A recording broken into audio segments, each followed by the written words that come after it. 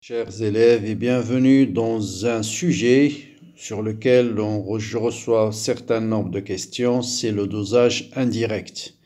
Donc on va essayer d'étudier comment on va suivre l'évolution de la formation de l'iode par dosage indirect. Et on va expliquer ce que c'est que le dosage indirect. On va parler de vitesse de réaction, vitesse instantanée, vitesse moyenne et un certain nombre de notions qui concernent la cinétique. Bien, je vais parler de tous ces problèmes-là à travers l'exercice suivant.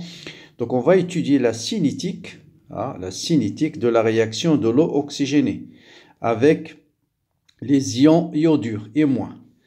Donc, à l'instant t égale à 0, dans un bécher, on va mélanger 100 ml de H2O2 de concentration C1. Ensuite, on va ajouter 100 ml de l'iodure de concentration C2 et 20 ml de concentration en H3O plus 1 mol par litre.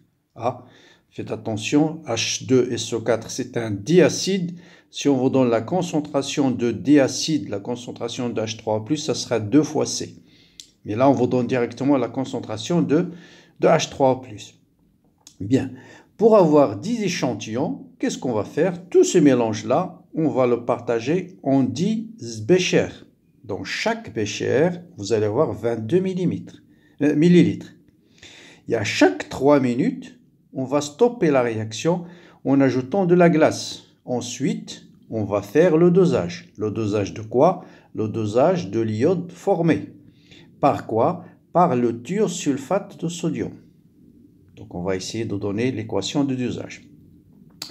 Et on note V' le volume versé à l'équivalence. Donc, on va définir qu'est-ce que c'est que l'équivalence. Et on va refaire cette opération chaque 3 minutes. Et on va obtenir une courbe que je vais donner dans la suite. Bien, les questions montrent que dans les mélanges de départ, c'est quoi le réactif limitant? Montrer que le réactif limitant, c'est H2O2, d'accord? Ça veut dire I- et H3O+ sont en excès. Pourquoi on ajoute de la glace? Écrire l'équation du titrage, montrer qu'à chaque instant, la concentration de I2 est donnée par cette relation.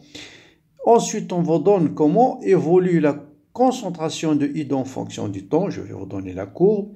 Et à l'aide d'un tableau d'avancement, déterminer la concentration de I2 formée en fin de réaction dans l'équation 1.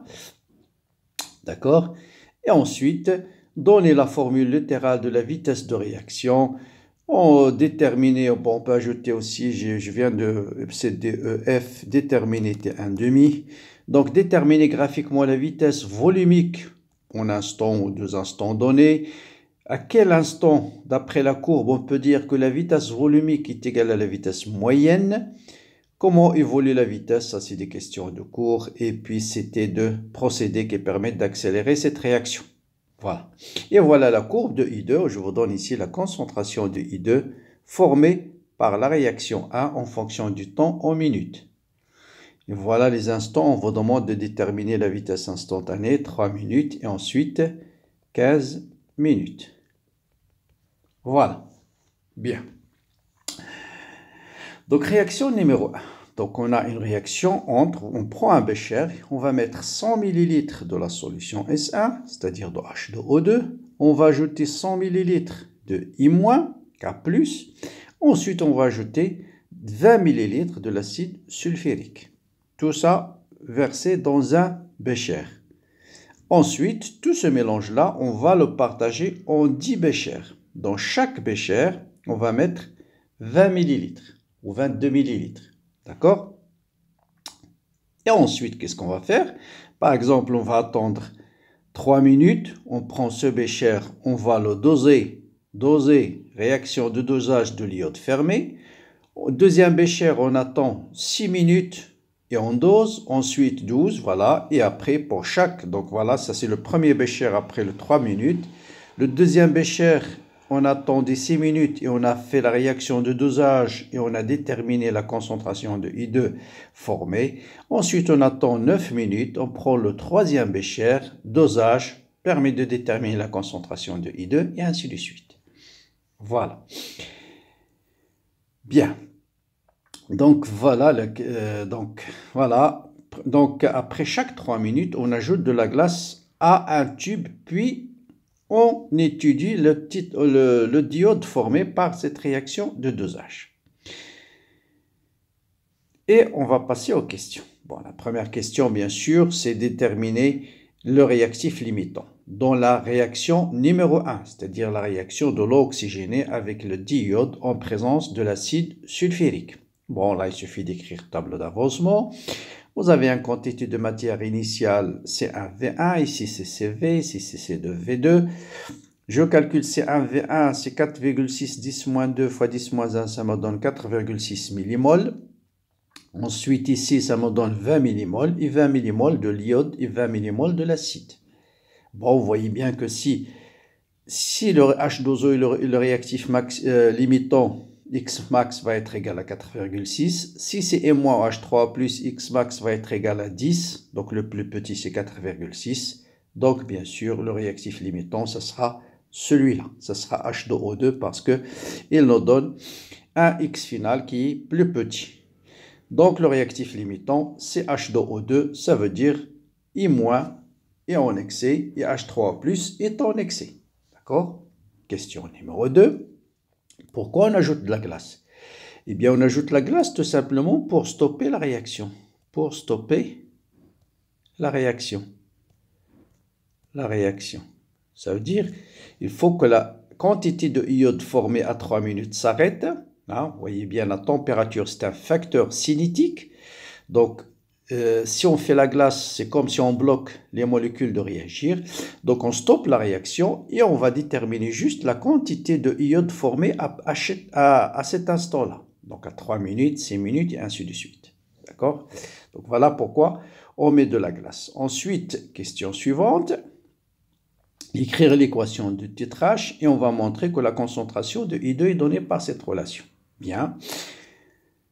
Maintenant, on va passer au titrage, c'est-à-dire, une fois que vous avez cette réaction, on a partagé en plusieurs tubes, on a attendu 3 minutes, on a bloqué la réaction, puis on va essayer de doser, donc ce dosage-là, qui contient 22 ml, après 3 minutes, on va ajouter le thiosulfate, bien sûr, plus la glace. La glace, ça permet de stopper la réaction numéro 1. Donc, je dose juste la quantité de I2 formée après l'instant donné. D'accord? Bien.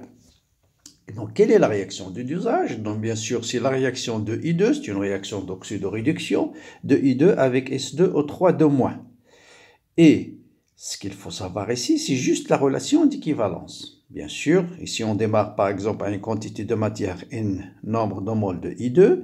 Ici, on démarre avec un nombre de moles de S2O3 Et à un instant T, vous allez voir N-X et ici N-2X.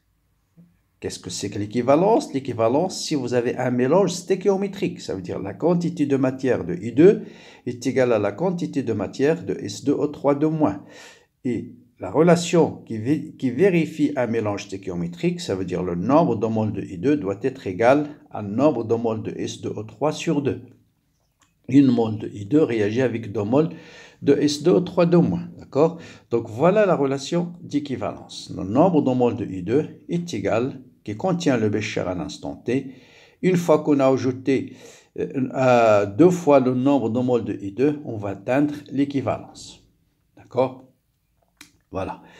Donc, voilà, donc vous avez NI2, CV moins X à l'équivalence. Le nombre de moles de I2, on a dit, ce sera C, bon, on va le noter C'V', le volume versé à l'équivalence. Donc, ce sera C'V' sur 2.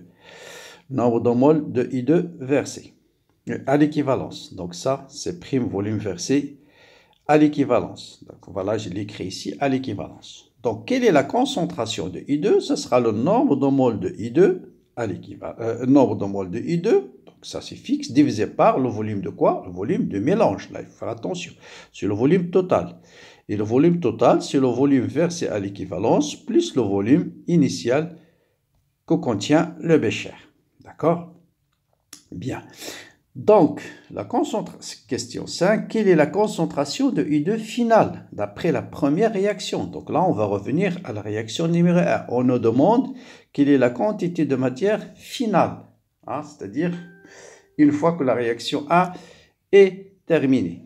Eh bien, vous voyez bien que ce tableau d'avancement, vous voyez bien ici que 0, ici on excès, ensuite un instant tx, et à l'état final, ce sera tout simplement x final. Or, x final, on a montré qu'il est égal à 4,6, parce que c'est le réactif limitant, c'est H2O2.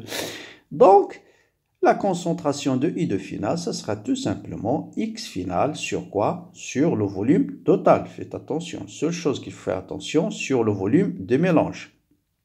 C'est x final sur le volume du mélange, c'est-à-dire le volume total que contient le bécher. Or, le volume du mélange est 100 ml de H2O2, 100 ml de iodure K plus I- et 20 ml de l'acide, ça veut dire 220 ml. Donc, ce sera 4,6 10-3 divisé par 220 10-3, ça fait 20,9. Donc, c'est à peu près 21 millimoles par litre, concentration du I2 final. Eh bien, c'est exactement ce que vous trouvez sur la courbe que j'ai donnée. Voilà, vous voyez bien 21. Donc, la concentration ici, on est presque dans l'état final. Bien. Ensuite, on nous demande quelques questions sur la vitesse de réaction. Hein, d'accord, sur la vitesse de réaction. Donc, voilà, la vitesse de réaction, bien sûr, sur le volume du mélange. Hein, le volume du mélange fois d de x sur d de t. Or, le volume, c'est une constante, on peut l'introduire ici. Donc, ça sera tout simplement la dérivée de la concentration de I2 sur dt. Toujours, vitesse de réaction, elle est positive. Bon, pour la calculer à 3 instants, qu'est-ce qu'il faut faire? Tout simplement, aller sur cette courbe-là. Sur cette courbe-là, voilà, par exemple 3 minutes, et tracer la pente à 3 minutes. Hein, c'est une droite. Et puis mesurer, voilà, cette pente-là, 3 minutes à 15 minutes. Voilà la pente. Voilà. Et vous calculez cette pente, par exemple, ici, vous voyez 21 moins cette valeur-là divisé par 3 minutes. Et vous allez trouver la valeur demandée. Deuxième question, on vous dit à quel instant la vitesse moyenne est égale à la vitesse instantanée. Bon, par exemple, si on peut calculer la vitesse moyenne entre l'instant t égale à, je sais pas, t égale à, ici 2 par exemple, jusqu'à t égale à 5. Hein, en gros, donc si t égale à 5, pour calculer la vitesse moyenne, qu'est-ce qu'on fait? On trace la droite qui joint les deux points. Et on fait la pente de cette droite. Donc voilà, delta concentration, delta y sur delta x. Ça, c'est la vitesse moyenne. Si vous calculez la vitesse moyenne entre cet instant-là et cet instant-là, vous faites la droite qui joint les deux points. Voilà. Et vous faites delta v, delta y sur delta x. Ça, c'est ce qu'on appelle la vitesse moyenne sur delta t. Donc ça, c'est ce qu'on appelle vitesse moyenne. Vitesse moyenne. Donc, or, la vitesse instantanée, c'est la vitesse en un point. Par exemple, ici, la vitesse en cet instant, c'est la pente. Donc, on vous demande quel instant la pente de cette droite va être égale à la pente de cette droite-là. Autrement dit, vous voyez bien que c'est à peu près... Bon, là, je vais essayer d'effacer pour vous montrer un peu plus. Je vais... voilà. Donc, oups. Bon, ça va pas. Bon, là, il suffit d'avoir un peu regarder clairement un peu la courbe. Vous voyez bien qu'au voisinage de 9, hein, c'est vraiment au voisinage de 9, je prends ce point et ce point, la vitesse moyenne, vous voyez bien, la vitesse moyenne et la vitesse instantanée sont confondues. C'est-à-dire, il faut aller sur une partie de la courbe où vous allez avoir, par exemple, quelque chose qui est comme ça, une courbe presque linéaire. Hein. La partie où la courbe elle est pratiquement linéaire, dans ce cas, la vitesse moyenne va être égale à la vitesse instantanée. Voilà, et ça d'après la courbe, c'est à peu près 9 minutes. Bien. Autre question. Vitesse moyenne. Donc, voilà, la vitesse moyenne, c'est delta de la concentration, delta I sur delta T, alors que la vitesse instantanée, c'est une dérivée. Hein, c'est la pente en un point. Et là, c'est la pente entre deux points. D'accord? Bien, pour augmenter la vitesse, maintenant, qu'est-ce qu'il faut agir? Il faut agir sur les facteurs cinétiques, c'est-à-dire augmenter la vitesse sans changer l'état final. Même état final. Même état final. Même état final. Donc, qu'est-ce qu'on fait? Soit d'augmenter la température, parce que si on augmente la température, on augmente l'agitation thermique. Donc, vous augmentez la probabilité de réaction entre les I- et H2O2. Donc, on accélère la réaction. Soit d'ajouter un catalyseur. Donc, un catalyseur aussi, ça permet d'augmenter la cinétique sans changer l'état final. Bien. Bon, on peut ajouter une question supplémentaire, c'est de calculer T1,5. Bien, vous voyez ici, T1,5, c'est facilement lorsque x est égal à x final sur 2, donc c'est tout simplement la concentration finale sur 2, à peu près 10, 8, 10, T1,5, 8, à peu près ici. Donc T1,5 va être à peu près égal de l'ordre de 6 minutes pour cet exercice-là. Donc voilà un peu le dosage indirect. Donc le principe il est simple. En général, vous avez deux réactions. Une réaction qui est lente, réaction qui est très lente. Il faut qu'elle soit lente. Ensuite, on va mélanger tout ça dans un bécher et puis partager le tout en plusieurs béchers et attendre chaque instant delta t et puis vous bloquez cette réaction. Ensuite, vous dosez la quantité de I2 formée. Donc, vous avez deux réactions. Une réaction qui permet de former l'iode et une réaction qui permet de doser la quantité formée. Ça, c'est on dose la quantité formée d'après la réaction numéro 1. D'accord?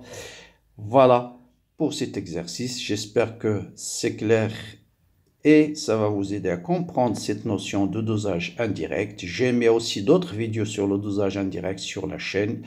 Merci de partager ces vidéos. Bon courage, bonne continuation et à bientôt.